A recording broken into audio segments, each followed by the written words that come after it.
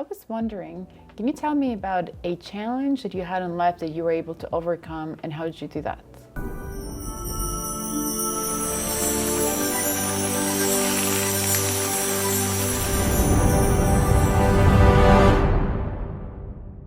I started my life in Soviet Union, right? And I remember, like, maybe I was 5 years old, maybe even younger than that. And my mom, she pulled me into that kindergarten building, and the smell was there.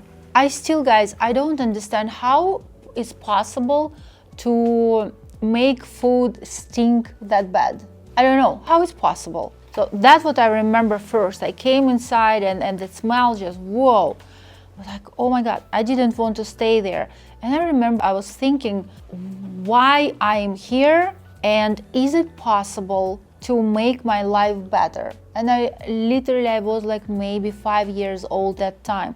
So I would say that was my problem that I faced first time in my life. And I started to think about it. I thought, what would be next in my life? And I looked at my brother. He was older. He was 3 years older than I. I saw him going to school.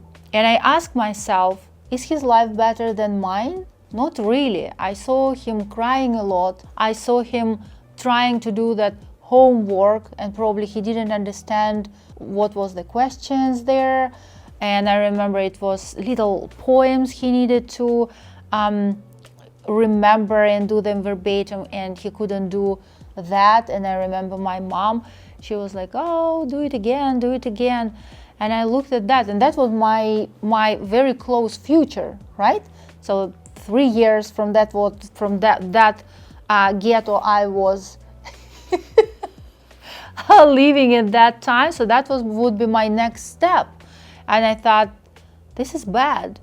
And then I looked at my cousin that was like age of 25 years old. That life I also didn't like. I remember she came to visit my grandmother, and when she left, she was such a beautiful girl. I looked at her, I thought, wow, she's so beautiful.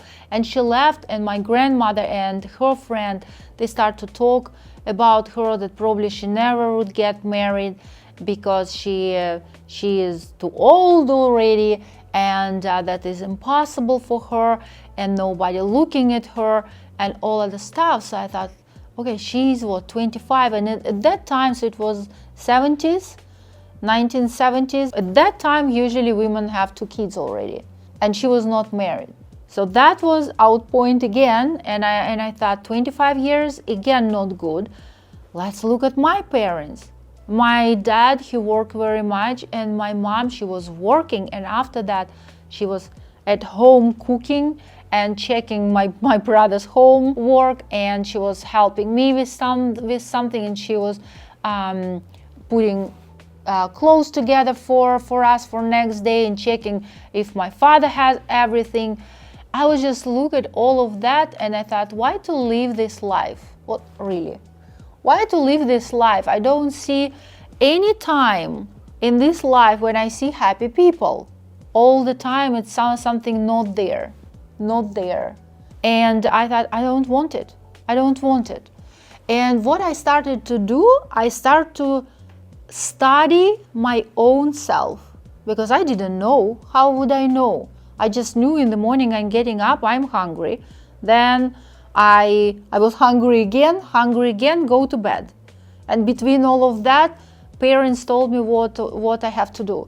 Because actually to be a child, it's extremely difficult, because you cannot decide almost anything about your life. All the time, somebody telling you what you can do, what you cannot do. And it's not a freedom. Why kids getting sick so often? I think it's because of that, because they cannot plan their own life. They do not own their own life. I start to learn and study myself. I start to learn what creates smile on my face, what do I like, what I don't like. And even I was just 5 years old, I started to do in my life more what brings light and smile. to my face. I understood that it's me, even I don't have almost no rights. It was no rights. Like in Soviet Union, I remember when parents, they talked to each other, they didn't see us. You were just standing there, just little, I don't know, piece of furniture. They never say hello to you. They were just talking to each other, and they could stay and talk to each other for 30 minutes, for example. For a little child, it's a lot. It's the whole life.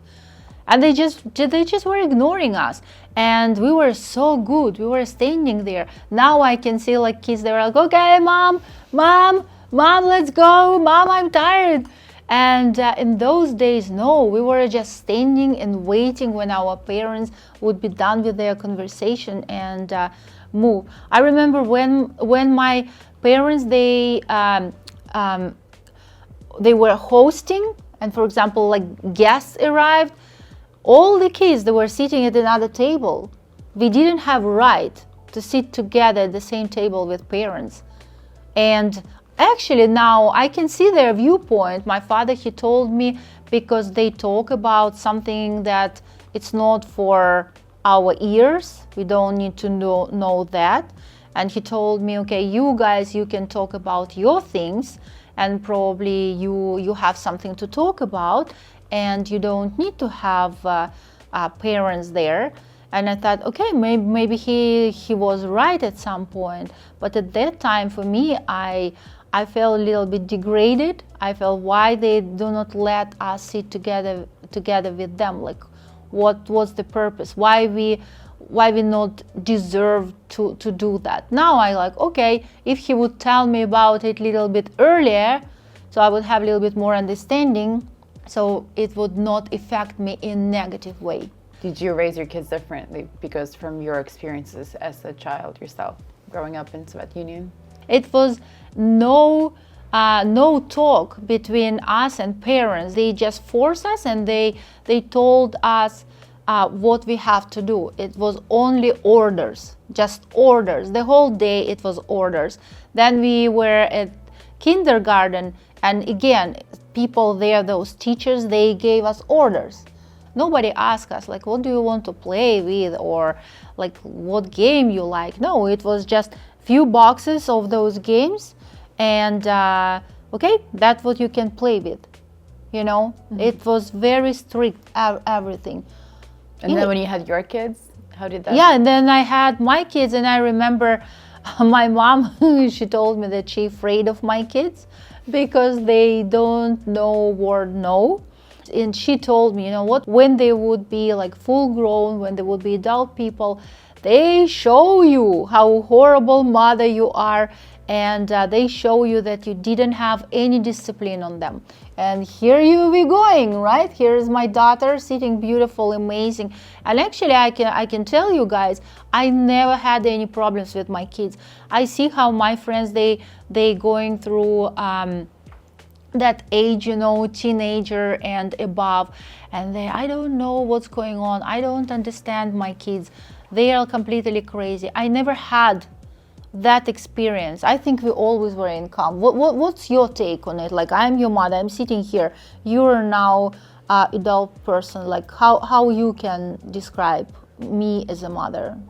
I mean, I think I had a really nice childhood, and very often I talk to my friends and I ask about their childhood, and we compare and how their moms were to them, and then they were saying, well, yeah, we had to be in bed by this time, we couldn't eat sugar during the week, or we couldn't watch, you know, TV, and I'm just listening, oh, okay, and then they asked me, how about you? I said, I could do whatever I wanted, and they just had no understanding how this is possible, but I said, but the thing is that I always knew what would be enough for myself, so I was able to, like, I always knew that, okay, this is too much now, it's enough, now I need to go to bed, you know, things like that. So I think that helped me to become more mature faster, because I could make my own decisions by myself, for myself. And yeah, I think if one day I have children, I think I would do similar, you know, what you did with us, where of course helping them, but not, you know, like if something is dangerous, of course I'm not going to say go and play with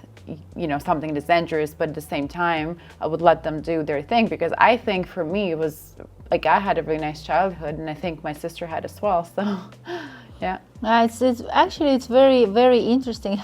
I remember how my youngest daughter Paulina, how she asked me, okay, mommy, I would like to go and spend night at the house of my friend Malin. Can I go there? Can I sleep over there? And I said, if you're done with your homework, yes. She was looking at me, and the next question, okay, and after tomorrow, can I go and sleep over in another house with my another friend Camila? I said, if nothing else we have on the list and our projects, yeah. And she's like, mommy, can you be really real mommy and say no? And it was just so funny. I said, why I should say no? She said, because all real mothers, they're saying no. Only you saying yes. This is not okay. And that was like so funny. And I told her, listen, I don't understand why not. If you're doing your homework, if you don't have any problems, if we don't have any other plans, and I know their parents, and I know the girl, and it's very good, trustful people, I don't understand why do you want me to say no? But because she was watching other kids, is that what you're saying? Mm-hmm. And she saw that other mothers, they put so much discipline and restrictions to their kids. But to me, I told her, Paulina, I don't want to be responsible for your actions. I want you be responsible for yourself.